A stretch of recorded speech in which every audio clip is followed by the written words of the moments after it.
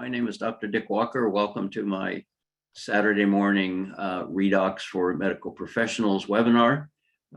This morning, I've got a great guest who's going to do the presentation, Dr. Lee Osler from Tri-Cities, Washington. He's an expert on Redox. In fact, he's written, as far as I'm concerned, the best book on Redox called Redox Matters. It's at a level that's great for people with a little bit of science background, and it's great for people with a lot of science background because Redox is such a new area, and there's some great information there that's quite pertinent to ASEA Redox. So Lee's background is in dental science. He spent a lot of time putting this book together.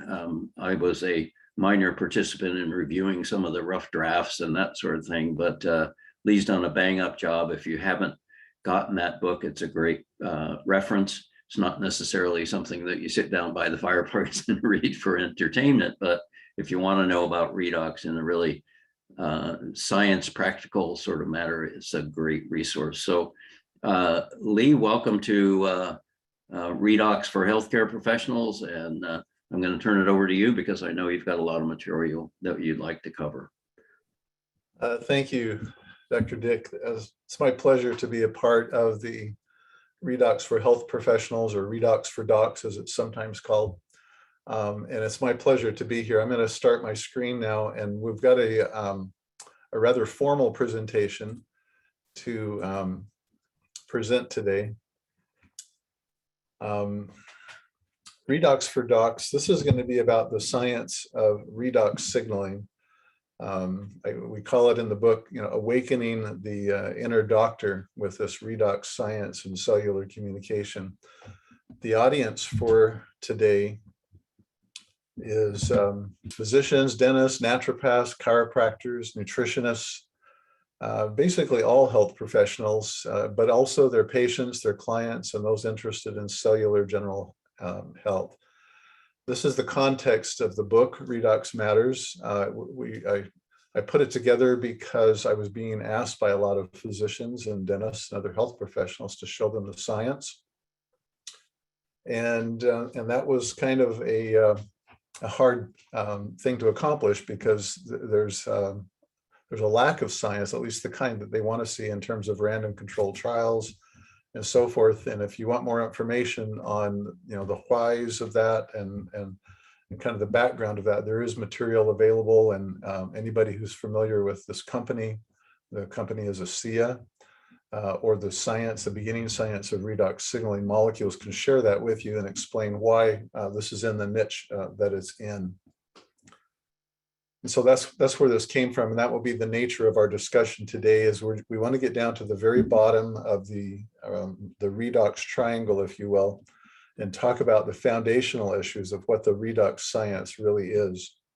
But first, let me just explain why I got into this. This had to do with a personal experience with my wife. In April of, this happened to be the 26th of April in 2018. This was a picture of her. She's had 30 years or 3 or 4 decades worth of ill health due to some pretty grave endocrine problems and metabolic problems. And we've been everywhere, all through the Northwest where we live, dozens and dozens of different physicians and different styles of medicine and healthcare. And it was in October of that year that our physician, Dr. Lynn, who many of you have seen, I'll show a picture of him here in just a moment, in a previous Redox for Health Professionals webcast, suggested to my wife and I that we get her on redox signaling molecules. And as I tell everybody, I remember looking at him and asking what that was, and he said, just go get on the internet and get some. And so not being satisfied with the answer, I did, and we did. And this was like 3 weeks later, the November 15th image. And about 3 weeks after that, 2.5, 3 weeks after that, this is what happened over 8 months' time to my wife. And when I looked at this and saw what was going on, I could not, you can't unlearn, you can't look a different way. My intense mind had to figure out why this was happening after all these years. And if you want to hear a different version of this, this is just a couple screenshots from the Redox for Docs Health Professionals webcast dated 2 weeks ago, September 18th. It's available on vimeo.com/united or the YouTube channel there. And Dr. Lin tells of this experience that we had through his eyes and what he was thinking. And that's a very interesting interview. You're going to want to go back and listen to that, as well as just the great things that he shared himself in that. So today we're going to be launching into a rather sciencey presentation of what redox signaling is. And redox signaling is, in the definition of it is in the name itself, the reduction oxidation. This is the story of how electrons transfer, or how we call it signal transduction or cellular communication. And so in understanding this, we have to begin at the very basics of this and talk about how electrons move and what an oxidant and a reductant agent is. And when you understand this concept and this principle, everything else kind of fits in. But if you miss this part, then you miss kind of what the foundation of redox biochemistry is. Everything in life is made of atoms, obviously. And these atoms are like a planetary system with a sun in the middle and planets, revolving around them. So in an atom, as you know, we have a proton or nucleus in the middle, and we have electrons that are rotating around it in their various orbits. And these orbits have energy, related to them. And they're very happily, living like this, except when an electron is lost or is stripped away from it, and then the molecule or the atom becomes very unstable. It has a higher amount of energy, and it now becomes oxidized. And so it's this loss of an electron that has been orbiting that creates an unstable situation where the molecule or atom becomes more reactive. And so the other side of the equation is again the molecule or atom that is missing the electron, that's looking for one. And so there's this constant exchange where a molecule that has an electron can donate or reduce a molecule that is missing the electron. And so this is the definition of what a reductant and an oxidant is. And as soon as a reductant gives up its electron or donates it to a oxidized molecule, thus making it stable, it itself, the former reductant, now becomes oxidized, and it seeks its own electron from another molecule. And this is a chain reaction that can go on and on and on and on. And it's all about energy gradients. Those oxidants that are more electronegative, as we call them, have greater force to attract or strip away or steal those electrons from reduced molecules. This is the basis, as we'll point out later, for the entire antioxidant industry that's been built up over the last few decades in providing plant-based reductants to provide these missing electrons to molecules or atoms in the body that are oxidized and can do damage. So if we kind of back up and we say, what's the big picture? What's this energy thing all about? Well, this energy is really about bioenergy. It's bioenergetics. All energy, as we know, comes from the sun, and it comes to our planet through the air in the form of photons or light energy that enters plants. And through a process called photosynthesis, the plant and the chlorophyll molecules inside the plant cells take that energy and combine it with carbon dioxide and produce the material, plant material, that is the structure of the plant, either in its roots or its leaves or its stems and so forth, in the form of stored energy. It's storing those in the form of these carbohydrates or fats or proteins.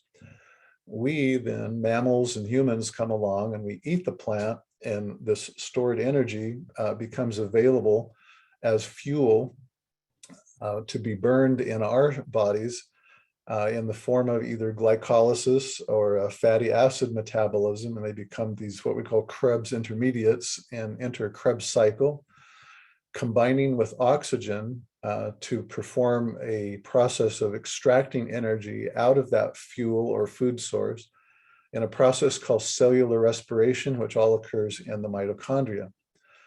The carbon dioxide is the exhaust or the byproduct of that, and it enters back into the atmosphere. So we see this cycle where energy is circled or cycled or processed from the sun to the end points, which are mammals and all living organisms.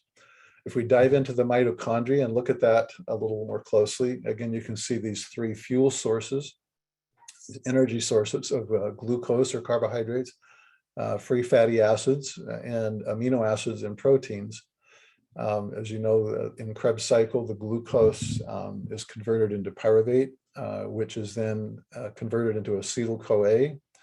We also have free fatty acids that are made available from the breakdown of lipids in our body, and they enter this same process through a process called beta oxidation. So through both glycolysis and beta oxidation, we can take carbohydrates and lipids or fats and enter the Krebs cycle through this acetyl-CoA molecule. Amino acids also enter the Krebs cycle through several entry points into that cycle. Again, this is a busy slide, and this takes many of us back to our college days and those that love biochemistry. But the point of this is, again, there at the top left, you've got the pyruvate and the acetyl-CoA coming into this. And if we took all of this reaction, a chain of reactions, and we laid it out on a flat line, as you see at the bottom, from citrate to oxaloacetate on the bottom, the point is that with each of these steps, each molecule in succession is becoming increasingly oxidized, which means we're taking things away. We're removing electrons, and in some cases, actual carbon molecules. And it's in the removal of those electrons that we're able to generate energy as it goes around. And then as it comes back to the end or the beginning, energy is put back into this through that process of glycolysis or beta oxidation.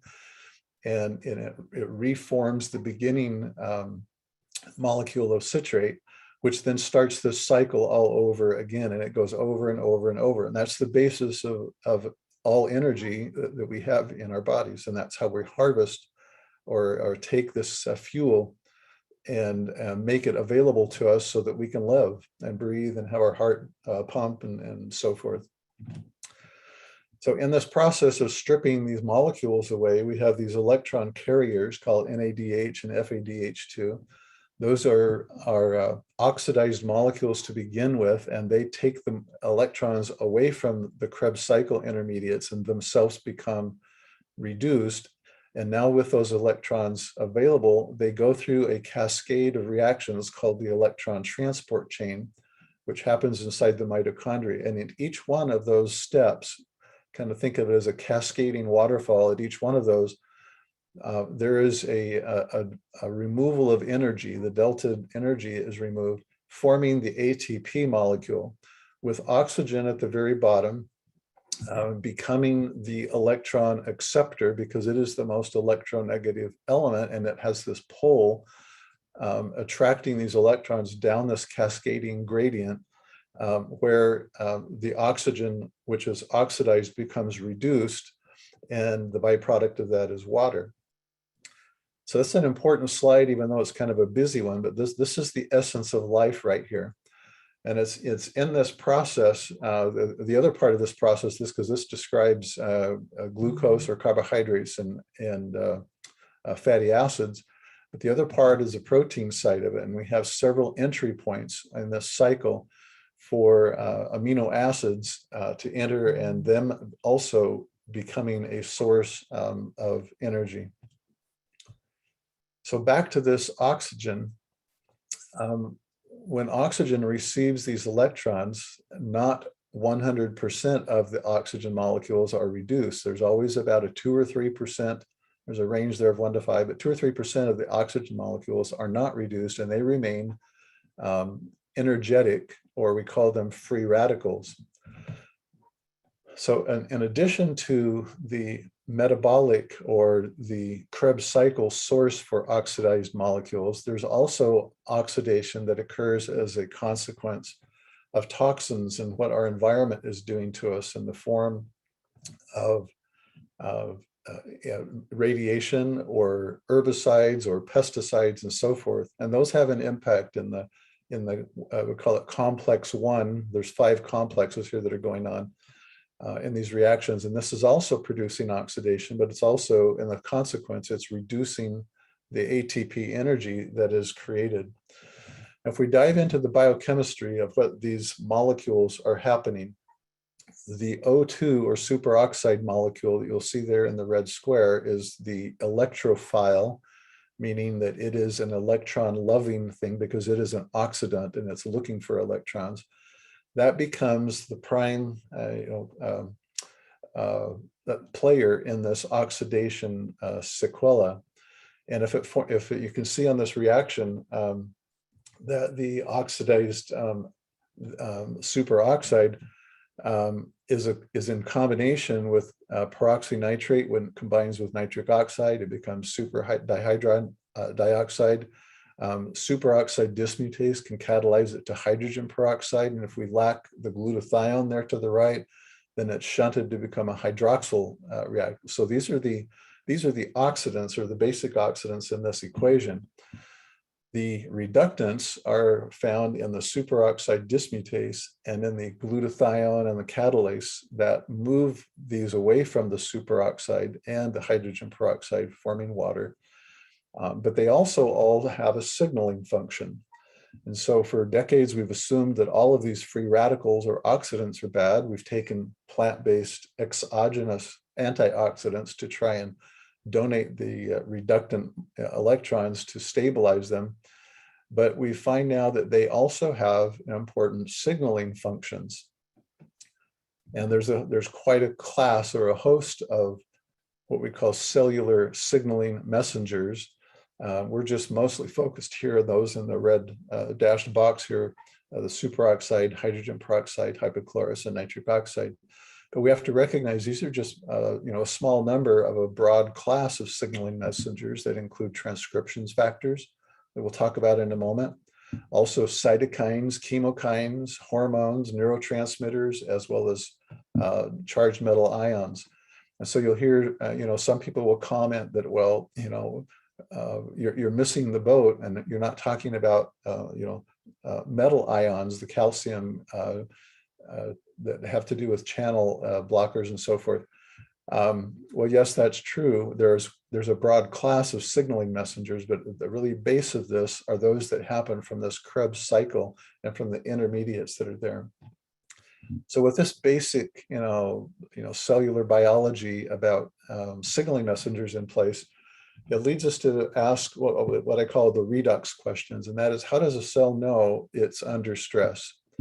What does it do about it? What happens in response? And we'll just assume that stress at this point means oxidation. That's the primary one, which can come from anything, including toxicity, radiation, hypoxia, or just the plain old Krebs cycle, superoxide. Not all of the electrons were captured by oxygen, and so we have these free radicals. So this is kind of the question that looms out there, is how does a cell know it's under stress? Well, this introduces a concept called the redox regulatory circuit, where there is something that happens, we'll call that a problem, and whatever that is, it needs to be detected or sensed in order to be able to generate a transduction or a form of communication that leads us to an effector, or what you would call the solution that turns into modulating the original problem that we had. So this cycle is really the philosophical concept and the construct between that relates to how does a cell or how does anything know there's a problem, and then what does it do about it. Many of us have seen this diagram many times, but this is essentially the same concept. When our cells are in homeostasis, or they have balance, we're just fine. But when there's any kind of oxidative stress, a signal must be generated. There must be signal transduction or movement to the nucleus, where there's something that happens that generates a response that shows up with the necessary, processes and ingredients and so forth that solves the problem and puts us back into the oxidative balance. The means of whereby this happens are called transcription factors. These themselves are proteins that have their own genes that generate them and so forth, but these are utilized to generate the signals that control this genetic transcription and the production of mRNA, which is the process of translation that binds to a specific DNA sequence and begins that translation. And we're going to speak about two of them specifically today, called the NFKB and the NRF2. The nuclear factor kappa beta is a transcription factor that controls what we call the phase 1 cellular response. It happens when there is higher or sustained oxidative states. This is what the toxic response is all about. It's also involved in the initial or innate immune system response to things that go on in our environment, to injury or trauma or infection and so forth. It's also involved in chronic inflammation. And so when you have a kind of a low-grade, lingering, ongoing, sustained, stressful situation, you're going to provoke this phase 1 response, and it just goes on forever. And that's associated with much disease. On the other side, we have NRF2, which is is representative of the phase 2 cellular response. It's mostly activated with low-level oxidation, and it is involved and responsible with activating the intra or inside cellular antioxidant response characteristic of glutathione, superoxide dismutase, catalase, and so forth. This is considered cytoprotective, cell protective. This is the defense system, the activating parts of the immune system. And in nature, it almost always accompanies the NFKB, with one exception, and that's actually not in nature, and that is relative to the discussion we're having with a supplement called ASEA Redox. We've determined in studies that you can see or access in other locations that when ASEA is administered as a supplement, it does not activate the phase 1 response, but it only activates the phase 2 response, which gives us a strategic advantage here, as I would call it, a biohack, if you will, to be able to activate cellular protection. Now, what do these transcription factors do?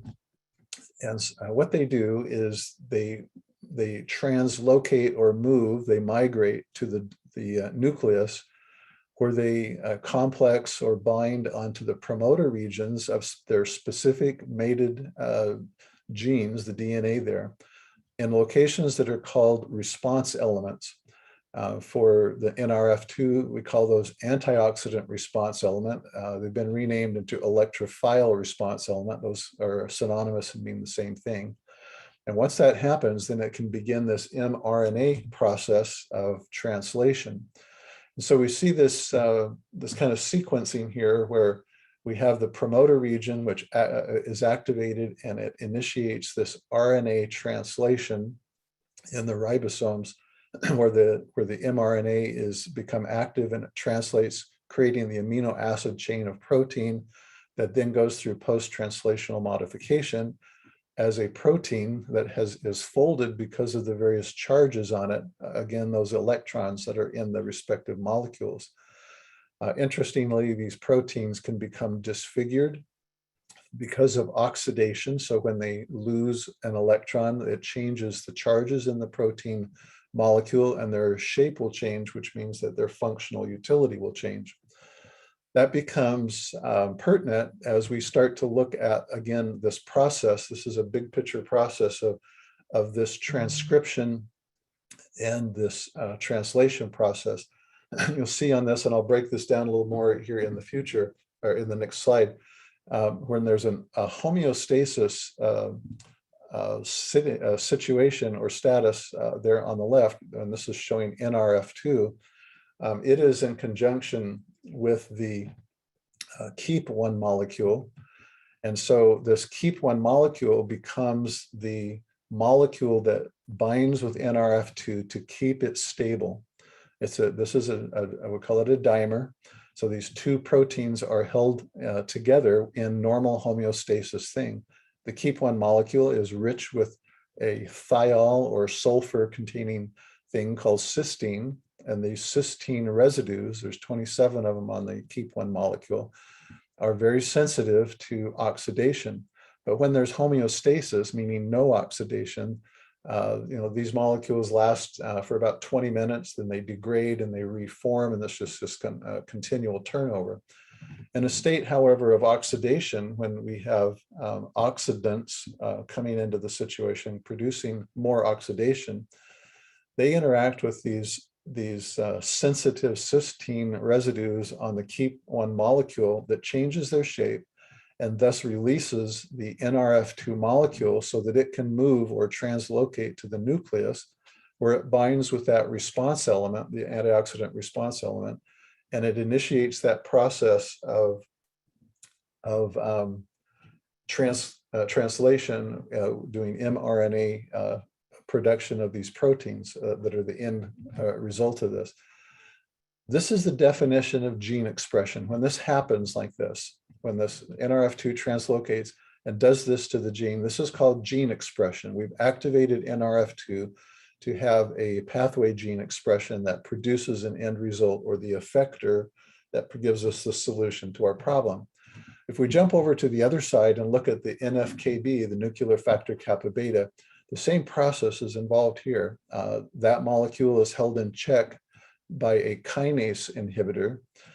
And when there is oxidation present, it changes or degrades the kinase inhibitor, freeing up NFKB to translocate to its response element in the promoter region of the gene, whereby it begins the transcription and translation process, producing the end result, which are the inflammatory cytokines that are characteristic of this inflammatory pathway. So these are the mechanisms of action. Now, if we put this kind of back out and we look at it in a bigger picture, there's two models of what makes this upregulation of the transcription factor happen. And we're going to look at just this as an NFKB model right now.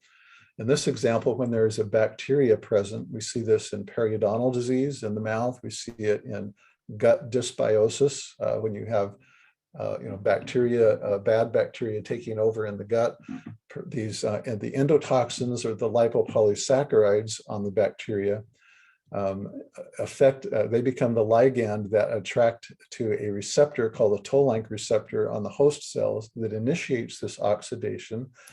And with this shift in the redox state, which is synonymous with the oxidative state, it affects this upregulation, as we just spoke to, of this NFKB producing the cytokines, which is then having the effect on cells in the form of matrix metalloproteinases, the osteoclast activation, adhesion molecules, chemotaxis, and a whole an assortment of other things. This is the characteristic expression of the cytokine storm, for example, that we see with many diseases. The non-receptor mediated pathway doesn't involve a ligand or a lipopolysaccharide or a toll-like receptor. This is just the redox state inside the cell. When that oxidative stress happens via that the degradation of the kinase receptor or the keep one molecule, there's this shift in the redox state that produces oxidation. And that initiates the same NRF2 or the NFKB upregulation, producing the cytokines that produce the damage. So this explains why conditions such as sleep disorders, where there's hypoxia involved, or any other toxic situation that produces deficits internally, netting the net result being there's a hypoxia or any type of toxicity, as we mentioned earlier. All of these will shift that redox state, both producing free radicals themselves, which have a direct effect on cell damage because they can steal and manipulate the electrons and the charges on functional proteins that will change their shape or damage lipid membranes of cells and DNA and in the mitochondria. And so the point here is all of this is working together to activate the transcription factor activation that then has these net results of what's going on. So if we back up and we come back to the mitochondria, we say, what's going on in the mitochondria?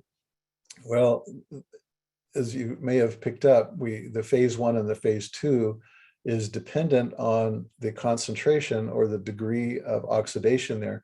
This is a term that has been coined called the redox rheostat. And it has to do with the level or the concentration of oxidation dictates the outcome. You can think of this like an electrical circuit, this would be like a dimmer switch that will dim your lights. The outgoing energy current on this wire is a function not of the incoming current amount, but of where the sliding scale is on this coil of wire. This is what determines the amount of electricity or current that is able to, go forward. And in a biological sense, we have the same thing happening in the cell. This redox rheostat operates between the low oxidative state, some people have called that eustress, and the other end of the high oxidative state, or this would be the high distress. And this is a scale. It's not either on or off. It is a sliding scale, and the cell responds differently depending on where you are on the cell. If we're on the low side, we're going to have good high energy output. It'll be in homeostasis. Cells can proliferate and be healthy. If we're on the other end, we compromise our energy. We have low energy. We have oxidative damage that can lead to disease and cell death. And so this model is a great way of looking at how the cell works. And obviously, the ATP energy production is also a function of where we sit in this rheostat. Another way of describing this in the literature and in science is the concept of hormesis, or the hormetic curve. This is defined as an adaptive, biphasic, meaning it can go one of two ways, a response that results from exposure to a moderate, usually intermittent stress, such as with increasing amounts of a substance or a condition. In other words, this is a dose response where a single agent can have either a toxic or a beneficial response depending on the dose that is experienced. Again, the difference between eustress and distress. We see this example in pharmacology in the therapeutic window, microdosing, homeopathy. In physiology and nutrition, where we're looking at now, it's the difference between the toxic or the cell protective defensive response. And again, it's all about whether there's mild oxidation or excessive oxidation. Again, this rheostat concept. Pardon me. If we go back to this redox regulatory circuit and we layer this idea in, then we can see this come together where there's an oxidation event that NRF2, keep one, will sense and then translocate, which is the transduction or the movement, producing an antioxidant defense, which then modulates the initial oxidative state. Problem, detection, communication, solution.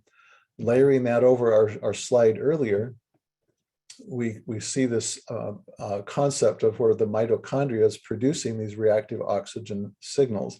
Depending on their dosing or their concentration, we either get an NRF2 or an NFKB response. But there's several things here that we also need to layer in, and that is nature provides some solutions to this in the form of what we'll call bioenergy or redox signaling.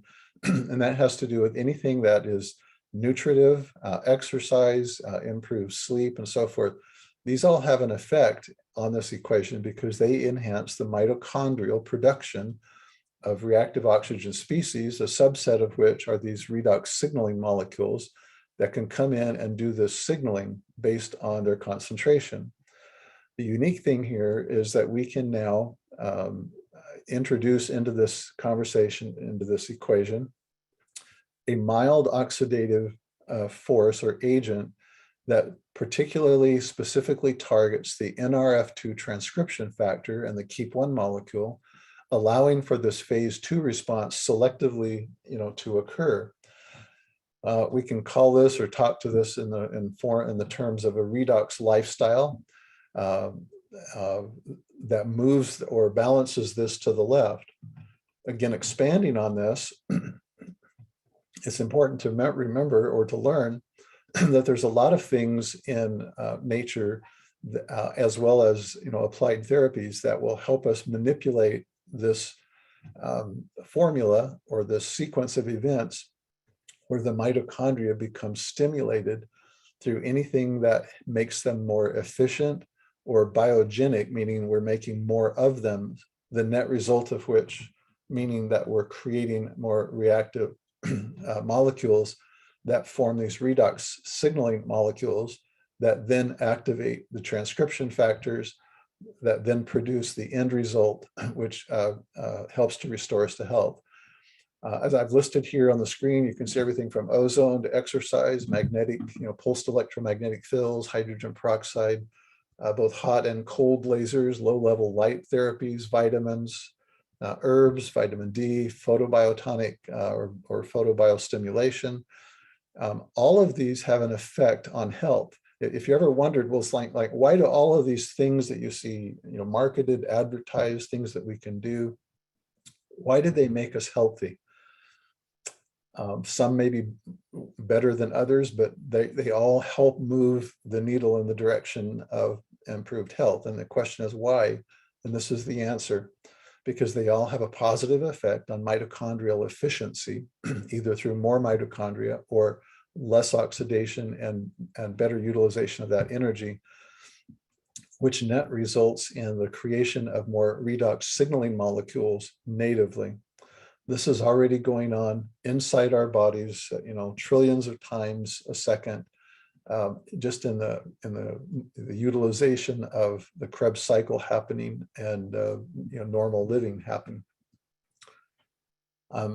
And then, of course, with ASEA Redox, we add something in addition to that, and we have something that's very synergistic going on. People say, well, where do you get your information? And I would just, as an aside, just send you, like I have, to the internet. There are thousands and thousands of articles out there, tens of thousands that talk about the science of these processes and how this is all working. And I would just encourage you, if you're intellectually honest and curious to know more about this, you can go into PubMed or in various search engines online. This is just some screenshots of several that support the mitochondrial support of all of these elements that we were just talking about.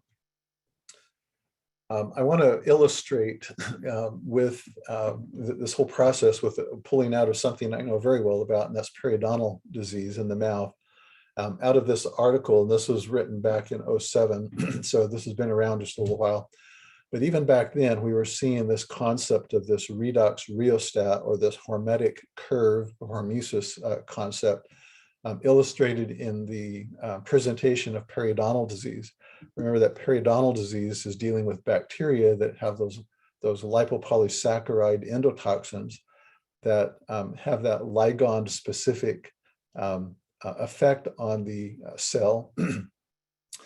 And when there's a lot of bacteria present, obviously the bacteria need to be removed. That's what having teeth cleanings and periodontal therapy is all about, as well as oral hygiene at home, as we're reducing the load, the bacterial load that is creating the oxidation in the tissues. But when we look at this from the tissue side, we see this redox rheostat. You can see the little teeter-totter there on the right of the screen, where we have reactive oxygen species representing oxidation, and we have antioxidants on the right. And depending on the status or the state of the cell, will determine where on the sliding scale the needle points. And so if we have too much oxidation, it'll tip down, and you can see there that on the bottom, we get the reactive oxygen species. Oxidation exceeds the defenses So they're not adequate, or we're too overwhelmed, and we get the oxidant stress that produces the tissue damage. At the top, if I have more antioxidant protection in the cell is more in homeostasis, and that is an antioxidant or homeostatic state, and we can now do tissue repair. And then of course, the variables in the middle would illustrate the anti-inflammatory state or the pro-inflammatory state with gradual protection or gradual destruction. So the point here is this overall redox balance within the cell is maintained by glutathione. That is the effector, that is the response or the cytoprotective endogenous antioxidant protection that nature has designed to activate in the response to stress to keep the cells happy, healthy, and balanced. Oxidant stress as a result of excessive generation of oxidation within a cell or exposure to these exogenous sources of oxidation. They have the capacity, as they say here, to activate the redox sensitive signaling pathways, even in the absence of these specific bacteria, and in extreme instances can cause cell damage. So again, this concept has been around for a while. We're just now being able to put this all together. What this looks like, again, as we back up and look at the big picture, we all have bodies. The bodies are made of organs and tissues, which are made of cells, which involve cellular processes or subcellular metabolic pathways. Even below that, we have the genome, the DNA, genetics, chromosomes, and this genetic level is one that we've been highly interested in for many decades. We finally have the genome mapped now, and we talk about family history. We talk about 23andMe readings to be able to personalize medicine based on genetic propensities or defects that might be there.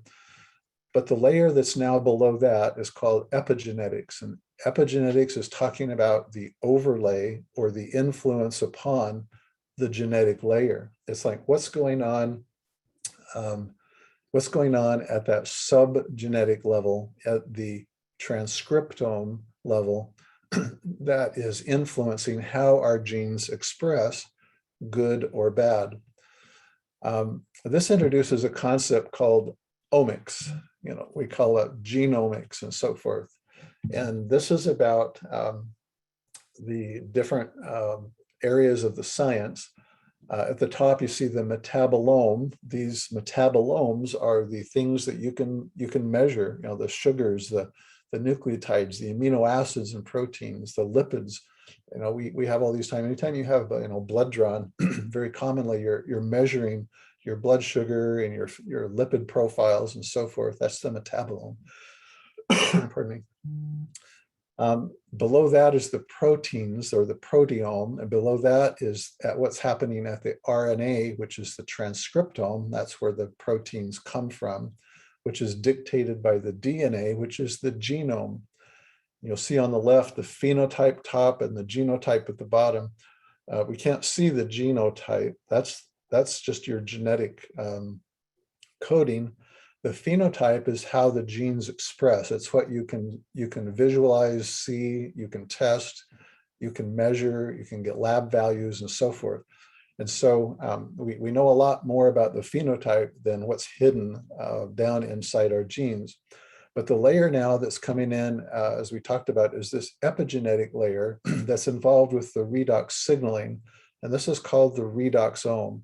And when you hear people talk about redox signaling being a new category, this is a new category of health.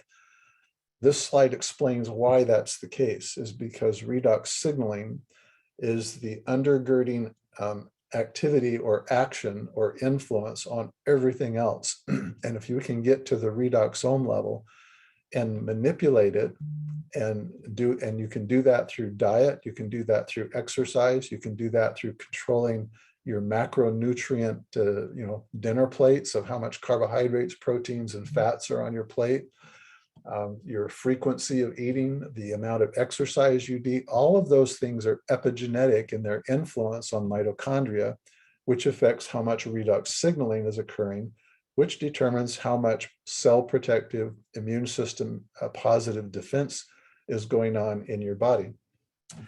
So we see these side by side, again, from the body down to the epigenetics, and we can kind of pair these up and see a model develop here where the redoxome is the foundation level. It's not the genes, it's what affects or influences or modifies the genes.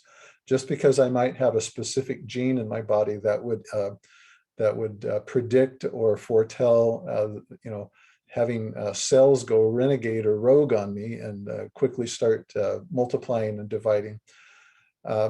That's not as important as, because you can't change that if you have those genes, but that's not as important as how they express or if they express or what we can do to keep them from expressing on the one hand, or on the healthy side, if we have processes that aren't happening that should be happening to defend and protect us, we can now manipulate them through this epigenetic layer or the redoxome layer of what happens at the mitochondrial level, and these transcription factors.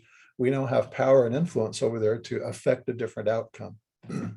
Again, we see what's the phenotype, we see the genotype, and we can now talk about the epigenotype. And so this is the scientific model or concept here. I want to throw in one slide from the literature that illustrates this, and just point out the summary here that I've extracted from this article.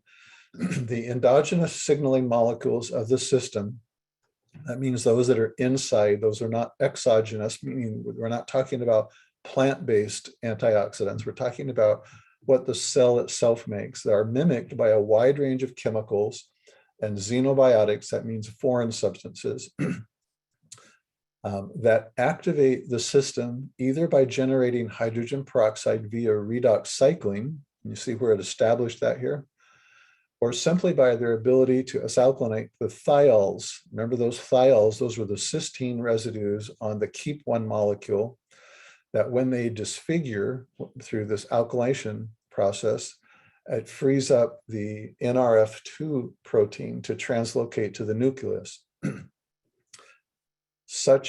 Going on here, such NRF2 activators, in particular the redox inert natural ones, are currently discussed for the safe adaptation to oxidative challenges and the prevention of related diseases. This is such a profound statement because in one paragraph here, we have kind of the scientific talk of what we just laid out, step by step, as to how NRF2 activators become activated so that they can become set in motion the process that creates the effector, which modifies the original problem.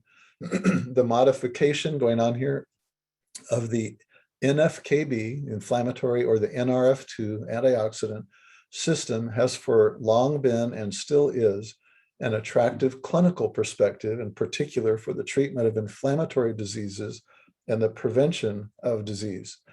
So for the clinicians, looking in on this and involved in this, this provides a credible basis for the consideration of recommendations that are beyond, we'll say, the pharmacologic interventions, supporting the lifestyle modifications and even the use of a biohack in the form of a redox supplement, or anything that would activate these NRF2 activators. This is the basis, for those recommendations.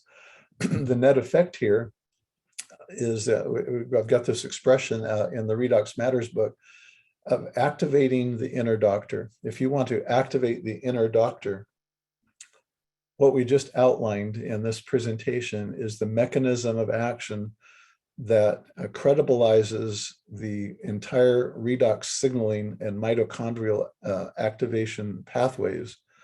And this empowers us to provide solutions that don't just act upon, such as a medical intervention, but allow the cell itself to do its own acting, restoring and recovering from within, because we're activating the very processes that the cell was designed to use to keep it safe. That concludes my presentation for today. If you want to learn more, all of this is outlined. Excuse me. All this is outlined in the book Redox Matters, which was just published here from the date of this recording a couple of months ago. It's become a great resource for many people, both health professional and otherwise. Again, it was written in response to physicians and health professionals asking the question of where's the science. I just remind everybody in addressing that question of show me the science, we don't have the random controlled trials and the kind of science that we want to see duplicated 50 times over, because that's not the nature of what we're presenting here. This is a supplement ruled by the supplements rules on the FDA regulatory boards that govern supplements, and we can't make medical claims, and we don't talk about diseases. This is about cellular health and about awakening the inner doctor, but it's all about the redox biology. And so that's why the subtitle, Connecting the Dots Between Redox Biology and Health, is so important to understand, is in understanding the base epigenetic level redox biology. One can take that information and begin to extrapolate it and apply it to your life or the lives of your patients as an adjunctive measure to help improve basic health. More information can also be seen in terms of personal experiences at the realredoxresults.com website. The password there is Redox. The amazingmolecules.com website has 2 pages there with multiple videos and some PDF documents at the bottom of each page talking about the gene studies that were done, as well as some of the metabolomic studies that were done, which are very illustrative of this whole mitochondrial Krebs cycle effect there. You can also talk with the person that introduced you to Redox. So with that, I will unshare my screen and I'll turn it back over to Dr. Dick Walker and thank him for allowing me to have the floor and what I call the golden microphone for 45 minutes here. Thank you. Well, Lee, thank you very much. That was a great presentation, and I think it's one that people will be sharing and using for a long time, because it's a very, very good explanation of why getting our redoxome tuned up and functioning as best it can, utilizing this supplement as an aid there is so important. And it's, you know, when we say this is a whole new science, a whole new area of science, and a whole new way of helping people regain their health, now people have a pretty firm understanding of how important it is and how it actually works. So again, thank you very much. I'm going to stop the recording here, but I really appreciate you doing this morning, and we'll keep up this series of scientific presentations for healthcare professionals and those who want to listen in. And again, this is not meant to cure, this supplement is not meant to cure, heal, or treat any specific illness. It's made to activate and energize your own inner doctor, which we all have at the cellular level. So thanks again. Thank you.